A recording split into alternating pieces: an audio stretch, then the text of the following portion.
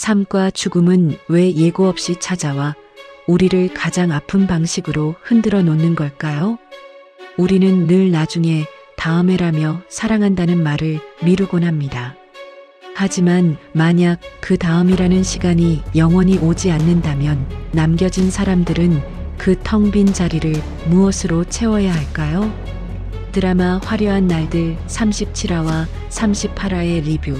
오늘은 눈물 없이는 볼 수 없는 이별의 순간과 그 슬픔을 딛고 다시 피어나는 가족의, 그리고 운명의 장난처럼 얽혀버린 충격적인 인연의 이야기를 전해드리려 합니다. 가장 평범하고 행복해야 했던 어느 날 갑작스럽게 덮친 교통사고라는 비극. 그리고 그 속에서 88세 노모를 잃은 60대 아들의 처절한 울음과 평생 아버지를 원망했던 아들이 마침내 무릎 꿇는 순간까지. 가슴 먹먹한 이야기 속으로 지금 바로 들어가 보겠습니다. 이야기는 긴박하게 울리는 전화벨 소리와 함께 차가운 병원, 응급실의 공기 속으로 우리를 거칠게 끌고 들어갑니다. 다급한 목소리가 수화기 너머로 들려왔었는데요. 엄마가 교통사고가 나서 병원에 실려갔대. 의식이 없대. 빨리 와. 이 짧은 한마디는 평온했던 이 지역의 일상을 단숨에 지옥으로 떨어뜨렸습니다. 지역은 미친 듯이 병원으로 달려갔습니다. 제발 아무 일 없기를, 제발 나쁜 소식이 아니기를 빌고 또 빌면서 말이죠. 병원에 도착한 지역의 눈앞에 펼쳐진 광경은 혼란 그 자체였습니다. 의사는 무거운 표정으로 입을 열었습니다. 사망하셨습니다. 응급실에 오셨을 때 이미 심정지 상태셨어요. 그 말을 들은 지역은 다리에 힘이 풀려 주저앉고 말았습니다. 사망이라니요. 선생님, 그게 무슨... 지역은 당연히 자신의 어머니 김다정이 잘못된 줄 알고 오열했습니다. 눈앞이 캄캄해지고 세상이 무너지는 것 같은 절망감이 그를 덮쳤던 것이죠. 하지만 그때 동생 이수빈과 이지환의 울음 섞인 목소리가 들려왔습니다. 오빠, 할머니가 돌아가셨어. 지역은 순간 귀를 의심했습니다. 어머니가 아니라 할머니라고? 의사는 다시 한번 상황을 설명했습니다. 두 분이 같이 택시를 타고 가다가 사고를 당하셨어요. 조옥래님은 구급차 안에서 심정지가 와서 사망하셨고, 김다정님은 뇌진탕 후유증으로 검사를 받고 입원 대기 중이십니다. 그제야 상황이 파악된 지역은 안도감과 비통함이 뒤섞인 복잡한 감정에 휩싸였습니다. 어머니가 살아계시다는 사실에 심장이 다시 뛰는 것 같으면서도 자신을 그토록 아껴주셨던 할머니 조옥래가 세상을 떠났다는 사실이 믿기지 않았기 때문입니다. 옆에 있던 아버지 이상철은 넋이 나간 사람처럼 멍하니 서 있었습니다. 평생을 함께해온 어머니, 자신의 든든한 버팀목이었던 어머니가 옷 한 벌 사입으러 나갔다가 싸늘한 주검이 되어 돌아왔다는 사실을 도저히 받아들일 수가 없었던 겁니다. 상철은 의사의 멱살을 잡을 힘조차 없이 그저 허공을 향해 어머니 하고 웅얼거릴 뿐이었습니다. 병실로 옮겨진 어머니 김다정은 깨어나자마자 오열했습니다. 자신의 몸이 아픈 건 느껴지지도 않았습니다. 오로지 시어머니에 대한 죄책감뿐이었습니다. 내가 미쳤지. 백화점에 옷 사주신다고 가게로 찾아오셨는데 내가 거기를 왜 따라갔을까? 나 때문에 어머니가... 다정은 가슴을 치며 울부짖었습니다. 자신이 며느리에게 좋은 옷 한 벌 사주겠다고. 나선 시어머니의 그 따뜻한 마음이 죽음으로 돌아왔다는 사실이 그녀를 견딜 수 없게 만들었습니다. 가족들은 그런 다정을 붙잡고 엄마 잘못이 아니야. 제발 진정해라고 말하며 함께 눈물을 쏟았습니다. 하지만 그 어떤 위로도 다정의 가슴에 박힌 죄책감을 씻어내기엔 역부족이었습니다. 한편 이 비극적인 소식은 곧장 지역의 절친인 박성재에게도 전해졌는데요. 성재는 소식을 듣자마자 한 걸음에 병원으로 달려왔습니다. 친구 지역의 아픔이 곧 자신의 아픔이었기에 그는 망설임 없이 장례식장으로 향했습니다.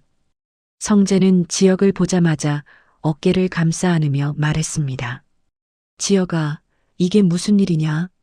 어머니는 좀 어떠셔? 지역은 붉어진 눈으로 대답했습니다. 엄마는 다행히 괜찮으신데 할머니가 가셨어. 너무 갑작스러워서 실감이 안 난다. 성재는 친구를 대신해 회사와 지인들에게 부고를 알리겠다고 자처했습니다.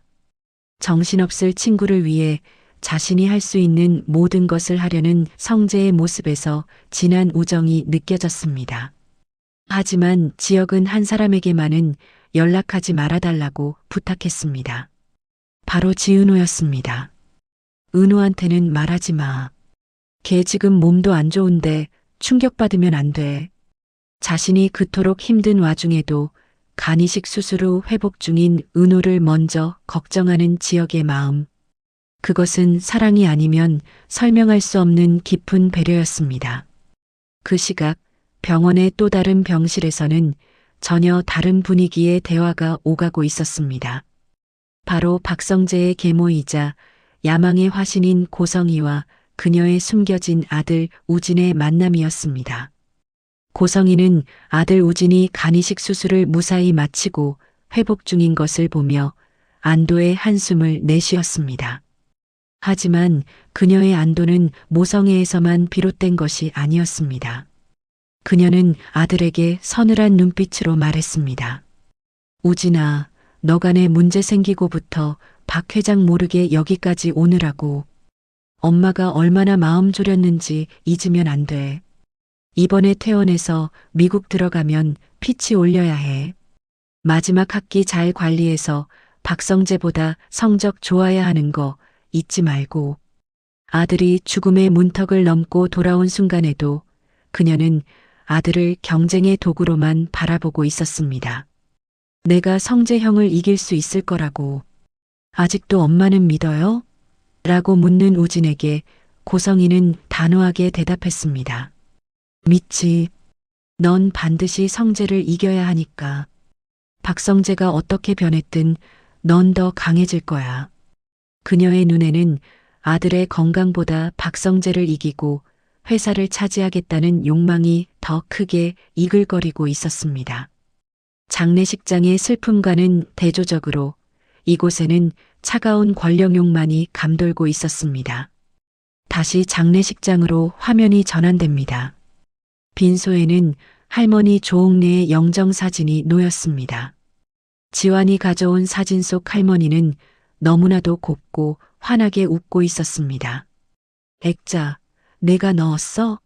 라고 묻는 지역에게 지환은 울먹이며 대답했습니다. 아니, 할머니가 미리 준비해 놓으셨더라고. 영정사진이라고. 할머니는 마치 자신의 떠날 날을 알고 계셨던 것처럼 미리 사진을 준비해 두셨던 겁니다. 그 사실을 알게 된 가족들은 더욱 오열했습니다. 할머니, 안 돼요. 이렇게 가시면 안 돼요. 손자들의 통곡 소리가 장례식장을 가득 메웠지만 사진 속 할머니는 그저 말없이 웃고만 계셨습니다. 한편 빈소를 지키던 아버지 이상철은 어느 순간 자리에 보이지 않았습니다. 지역과 성재, 지환은 아버지를 찾아 나섰습니다. 불길한 예감에 휩싸인 지역은 장례식장 밖으로 뛰쳐나갔고 병원 건물 구석, 인적 드문 화단에 웅크리고 앉아있는 아버지를 발견합니다. 그곳에서 지역은 평생 처음 보는 아버지의 모습을 목격하게 됩니다. 항상 강하고 무뚝뚝했던 가장, 어떤 시련 앞에서도 눈물을 보이지 않던 아버지. 이상철이 어린아이처럼 소리내어 울고 있었던 것입니다. 엄마, 미안해. 내가 잘못했어. 상철은 가슴을 쥐어뜯으며 통곡하고 있었습니다. 61세의 나이에도 그는 어머니 앞에서는 그저 여리고 작은 아들이었습니다. 재취업에 실패하고 어머니에게 좋은 모습 한번 못 보여드리고 보냈다는 자책감, 더 잘해드리지 못했다는 후회가 그의 가슴을 갈기갈기 찢어놓고 있었습니다. 엄마, 놔두고 가지 마. 아버지의 처절한 울음소리를 들은 지혁은 차마 다가가지 못하고 기둥 뒤에 숨어 함께 눈물을 흘렸습니다. 성재가 조용히 지혁의 곁으로 다가왔습니다. 지혁아, 아버지 찾았어? 지혁은 젖은 눈으로 고개를 끄덕이며 말했습니다. 아버지가 엄마 하시면서 우시더라. 소리내서 우시는 모습을 처음 봐서 너무 낯설고 놀랐어. 지혁의 목소리는 떨리고 있었습니다. 생각해보니까 몰랐었어. 할머니가 아버지한테 엄마라는 건 알았지만 아버지한테 할머니가 나한테 우리 엄마 같은 감정이라는 건 생각하지 못했어. 지혁은 그제야 깨달았습니다. 아버지도 누군가의 아들이라는 사실을, 아버지에게도 어머니는 세상의 전부였다는 사실을 말이죠. 아버지의 눈물은 지혁에게 큰 깨달음을 주었습니다. 부자 사이에 보이지 않던 벽이 어머니의 죽음이라는 공통된 슬픔 앞에서 허물어지는 순간이었습니다. 그리고 장례식장에는 또 한 명의 중요한 인물이 등장합니다. 바로 지은호입니다. 지혁이 오지 말라고 신신당부했지만 은호의 마음은 그럴 수가 없었습니다. 친구 수정에게서 부고 소식을 들은 은호는 수술 부위의 통증을 참아가며 장례식장을 찾아왔습니다. 그녀의 손에는 작은 보온병이 들려 있었습니다. 지혁은 창백한 얼굴로 나타난 은호를 보고 화들짝 놀라며 버럭 화를 냈지만 은호는 덤덤하게 보온병을 내밀었습니다. 이거 받아요. 할머니 죽이에요. 지혁은 의아해했습니다. 은호는 설명을 이어갔습니다. 나 입원했을 때 선배가 갖다 준 죽 있잖아요. 그거 할머니한테 배워서 선배가 끓여준 거라면서요. 너무 많이 끓여다 줘서 엄마가 얼려뒀던 건데 오늘 보니까 딱 하나 남았더라고요. 지혁의 눈이 커졌습니다. 그래도 할머니 죽이니까 이건 선배가 먹는 게 좋을 것 같아서요. 밥도 제대로 못 먹었죠? 지혁은 보온병을 받아들고 뚜껑을 열었습니다. 익숙한 전복죽 냄새가 코끝을 스치자 할머니와의 추억이 파도처럼 밀려왔습니다. 이거 할머니랑 같이 끓였던 건데 할머니가 전복 다져주시고 간도 맞춰주시고 내가 할 줄 아는 게 없어서 할머니가 다 해주셨는데 결국 그 죽은 지역이 끓인 게 아니라 할머니의 사랑이 담긴 마지막 요리였던 셈입니다. 지역은 떨리는 손으로 죽을 한 숟가락 입에 넣었습니다. 따뜻하고 고소한 맛이 입안에 퍼지자 참았던 눈물이 뚝뚝 떨어져 죽 위로 번졌습니다. 은호야, 나 이거 먹는 동안만 같이 있어주면 안 돼? 지역은 약한 모습을 보이며 은호에게 기댔습니다. 사랑하지만 밀어내야 했고 헤어졌지만 다시 걱정할 수밖에 없는 두 사람. 죽음이라는 이별 앞에서 두 사람의 마음은 다시 한번 애틋하게 연결되었습니다. 장례 절차가 모두 끝나고 가족들은 텅 빈 집으로 돌아왔습니다. 하지만 집안 곳곳에는 여전히 할머니의 흔적이 남아 있었습니다. 특히 막내 수빈의 충격은 컸습니다. 수빈은 할머니와 함께 유튜브 영상을 찍으며 누구보다 가깝게 지냈던 손녀였으니까요. 수빈은 열이 펄펄 끓도록 알아누웠고 그런 수빈을 곁에서 지극정성으로 간호한 것은 다름 아닌 성재였습니다. 성재는 친구 지역을 돕기 위해 집에 남았다가 아픈 수빈을 보고 그냥 지나칠 수 없었습니다.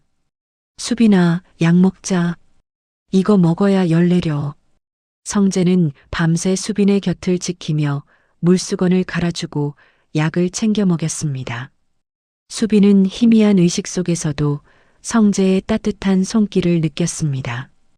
이제 그의 마음이 아픈 수빈에게로 조금씩 향하고 있음을 보여주는 장면이었습니다.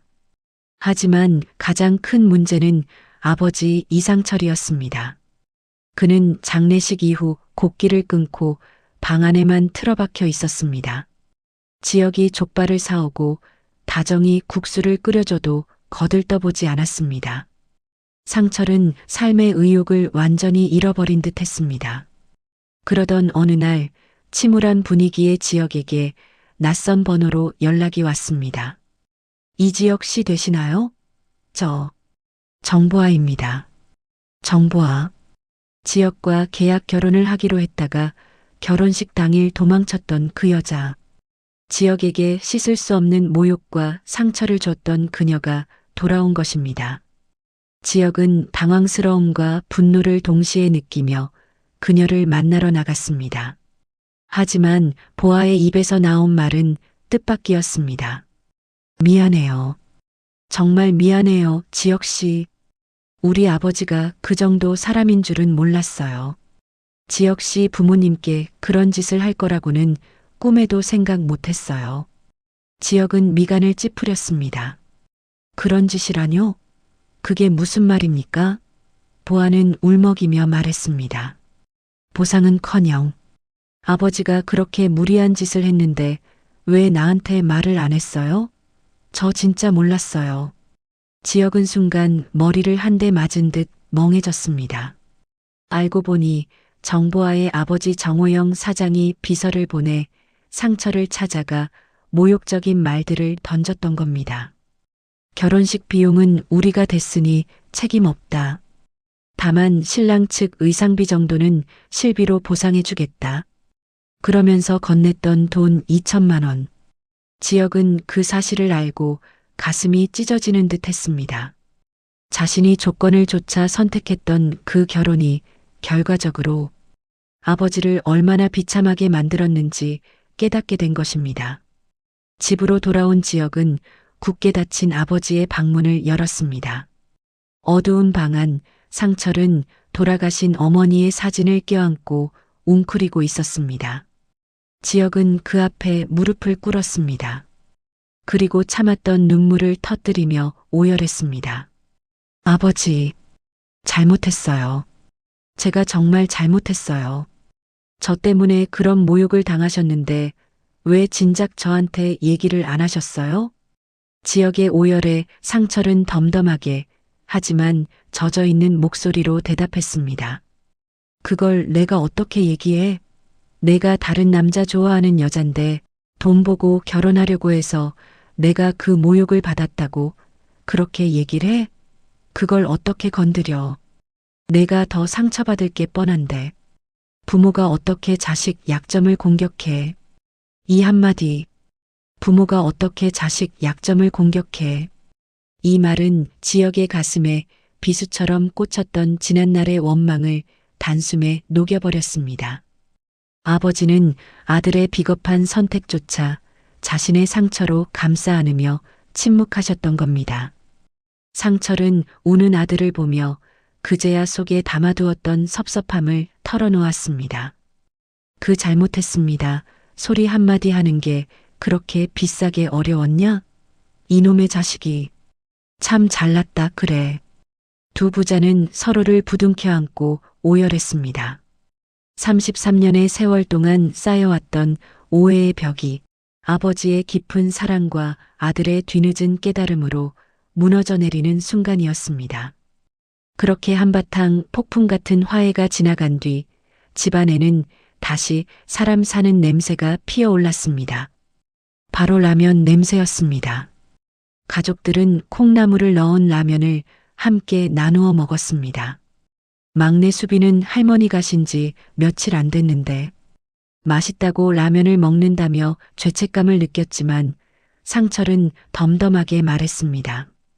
어느 상가라도 가봐. 3일 꼬박 굶는 상주가 있나. 울다가 배고프면 한술 뜨고 그게 사람이야. 이 장면은 참으로 현실적이면서도 뭉클했습니다. 슬픔 속에서도 배는 고프고 밥을 먹으며 서로의 온기를 확인하는 것이 바로 가족이니까요. 그렇게 평화를 되찾은 듯 했던 지역의 일상. 하지만 운명은 그에게 쉴 틈을 주지 않았습니다.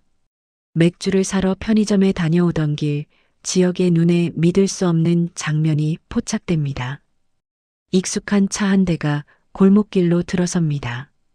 바로 절친한 친구 박성재의 차였습니다. 그런데 조수석에 앉아 있는 사람은 다름 아닌 지역의 막내 여동생 이수빈이었습니다. 지역의 눈이 뒤집혔습니다. 얼마 전까지만 해도 자신이 짝사랑하는 여자 지은호를 좋아한다며 괴로워하던 친구 성재가 이제는 자신의 여동생과 몰래 만남을 가질 줄이야.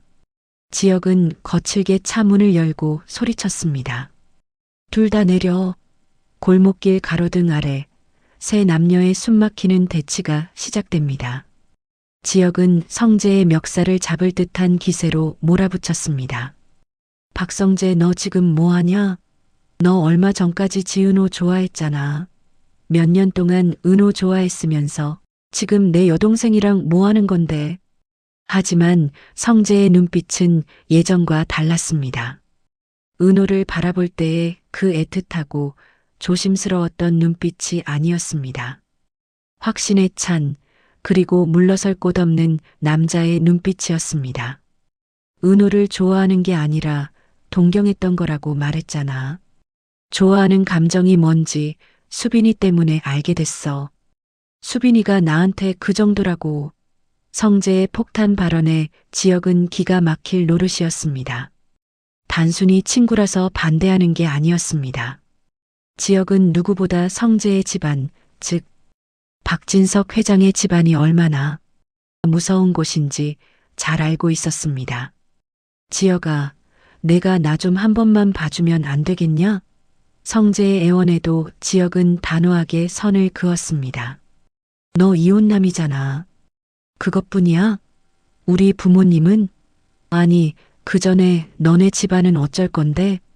내가 나한테, 우리 부모님한테 어떻게 이럴 수가 있어. 지역의 반대는 처절했습니다. 자신의 여동생이 자신과 똑같은 상처를, 아니, 더 큰 상처를 입게 될까봐 두려웠던 겁니다. 백일 같은 소리 하고 있네. 너 여진 씨랑 몰래 결혼하자마자 너네 아버지가 카드 다 끊고 집에서 쫓아낸 거 내가 다 봤어. 수빈이하고 백일이라도 만나려면 너네 아버지 허락부터 받아와. 지역의 이 조건은 사실상 헤어지라는 사형 선고나 다름없었습니다. 한편 또 다른 곳에서는 돈과 혈연으로 얽힌 비정한 거래가 오가고 있었습니다. 지은호는 병실에 누워있는 쌍둥이 오빠 한우진을 찾아갔습니다. 우진은 간이식을 받고 회복 중이었고 그 간을 떼어준 사람은 바로 은호였습니다. 그때 병실 문이 열리고 고성이가 들어왔습니다. 은호의 생모이자 우진의 엄마. 자신의 아들을 살리기 위해 버렸던 딸 은호를 찾아와 간이식을 부탁했던 비정한 엄마. 그녀는 은호에게 봉투 하나를 내밀며 차갑게 말했습니다. 넌 싫어하겠지만 이게 내 스타일이야. 돈 아니면 뭐로 고맙다고 해야겠니? 사람이 뭘 받았으면 값을 치러야 하는 게 인생이야. 봉투 안에 든 것은 수표 무려 10억 원이었습니다. 은호는 그 돈을 보며 씁쓸하게 웃었습니다. 딸의 간을 떼어간 대가가 10억이라니. 하지만 고성이의 잔인함은 여기서 끝이 아니었습니다. 우진이 내버려둬. 넌 강단 있게 잘 컸지만 우진인 유약해. 지금 같은 혼란, 우진이 인생에 좋지 않아. 여동생이 친구인 거, 친구가 여동생이었던 거. 둘 다 비밀로 하고 연락 끊어줘. 돈을 줬으니 이제 아들 인생에서 깨끗이 사라지라는 통보였습니다. 결국 은호는 그 돈을 받습니다. 돈이 탐나서가 아니었습니다. 그래야 고성이가 맘 편히 자신을 밀어낼 수 있을 테니까요. 은호는 돈을 받아 챙기며 돌아섰지만 그 뒷모습은 너무나도 쓸쓸해 보였습니다. 고성이의 촉은 여기서 멈추지 않았습니다. 그녀는 성재가 숨기고 있는 여자를 뒷조사했고 그 상대가 이 지역의 여동생 이수빈이라는 사실을 알아냈습니다. 고성이는 경악했습니다. 그 대표, 나랑 지은호 관계 다 아는데 이 지역의 여동생이라고? 성재가 이 계집애랑 사귄다고? 고성이는 즉시 수빈을 찾아가 협박을 시작했습니다. 각서 써. 올 연말까지만 만나고 헤어지겠다고. 하지만 수빈은 당돌하게 맞섰습니다. 각서는 안 씁니다. 결혼은 오빠랑 제가 결정하는 거 아닌가요? 화가 머리끝까지 난 고성이가 손을 들어 수빈을 때리려 하자 수빈은 고성이의 팔을 낚아채며 서늘하게 말했습니다. 나 우리 엄마 아빠 오빠들 할머니가 사랑하는 귀한 딸이에요. 다신 함부로 대하지 마세요. 성재 오빠 진짜 엄마였으면 아들이 사랑하는 여자한테 손찌검 안 하셨을 거예요. 수빈의 통쾌한 반격이었지만 고성이는 물러서면서 더 무서운 협박을 남겼습니다. 성재 아버지는 성재를 포기 안 해. 성재를 사랑한다면 놓아줘. 내가 계속 만나면 성재는 집안에서 퇴출당하고 다 잃게 될 거야. 이 말은 어린 수빈의 마음을 흔들어 놓기에 충분했습니다. 다시 장면은 지역과 은호에게로 돌아옵니다. 퇴근길 지역은 은호를 붙잡고 다시 한번 진심을 전했습니다. 나 정말 개자식이었더라. 정보화하고 결혼 결심했을 때 정말 윈윈이라고 생각했어. 근데 내가 간과한 게 있었어. 사랑 없는 결혼이 얼마나 비참한지, 그리고 내가 너를 얼마나 좋아하게 됐는지. 은호는 하고 싶은 대로 해봐요. 나도 내가 하고 싶은 대로 할 거니까라는 알쏭달쏭한 말을 남기고 버스 정류장으로 향했습니다. 지역은 은호가 두고 간 목도리를 발견하고 급히 그녀를 뒤쫓아갔습니다. 그리고 도착한 버스 정류장. 그곳에서 지역은 믿을 수 없는 광경을 목격했습니다. 은호가 벤치에 앉아 누군가와 다정하게 이야기를 나누고 있었는데 상대는 바로 자신의 아버지 이상철이었습니다. 은호는 그 남자를 보며 환하게 웃고 있었고 남자는 은호를 따뜻하게 바라보고 있었습니다. 지역이 다가가 그 남자의 얼굴을 확인한 순간 심장이 덜컥 내려앉았습니다. 아버지. 지역의 떨리는 목소리에 상철과 은호가 동시에 고개를 돌렸습니다. 놀란 토끼 눈이 된 은호, 그리고 당황한 기색이 역력한 상철. 지역은 혼란스러워하며 물었습니다. 아버지, 얼리 씨가 아버지예요? 은호가 그토록 자주 말했던 인생의 지혜를 나눠주던 친구 같은 아저씨 얼리 씨. 그리고 상철이 퇴직 후 공원에서 우연히 만나 위로를 받았다던 당찬 아가씨 용수철. 세상에 그 두 사람이 바로 내 아버지와 내 짝사랑 상대였다니. 이 충격적인 삼자 대면을 끝으로 화려한 날들 38화는 막을 내립니다. 여러분, 운명이란 게 참 짓궂지 않나요? 아들은 아버지와 화해했지만 그 아버지는 아들이 사랑하는 여자의 비밀 친구였습니다. 지역은 이제 아버지에게 연애 상담을 해야 할까요? 아니면 아버지의 친구를 뺏는 불효자가 되어야 할까요? 그리고 더 큰 폭풍이 몰려오고 있습니다. 고성이의 협박을 받은 수빈은 과연 성재와의 사랑을 지킬 수 있을까요? 10억을 받은 은호는 정말 우진과의 인연을 끊고 떠나게 될까요? 무엇보다 고성이가 숨기고 있는 또 다른 딸, 지은호의 존재가 박진석 회장 귀에 들어가는 순간 이 집안은 어떻게 풍비박산이 날까요? 얽히고 설킨 인연의 실타래, 풀려고 할수록 더 꽉 조여오는 이들의 운명이 과연 어디로 향할지 다음 이야기가 미치도록 궁금해집니다. 오늘 영상이 흥미로우셨다면 좋아요와 구독, 알림 설정 부탁드립니다. 저는 다음 화 더 충격적이고 흥미진진한 이야기로 다시 찾아오겠습니다.